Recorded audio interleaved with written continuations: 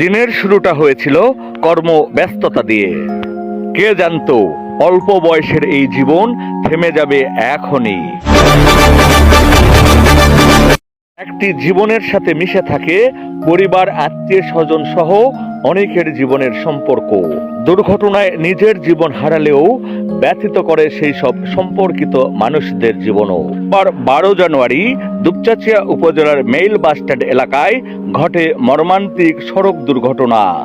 আর ওই দুর্ঘটনায় প্রাণ হারিয়েছে পারভেজ নামের 25 বছর বয়সী এক যুবক। মৃত্যু শুধু জীবনে কেড়ে নেয়নি, কেড়ে নিয়েছে পারভেজের জীবনের সুখ স্বপ্নগুলো। পরিবার ভেসেছে শোকের সাগরে, আর আত্মীয় স্বজনরা হয়েছেন মর্মাহত।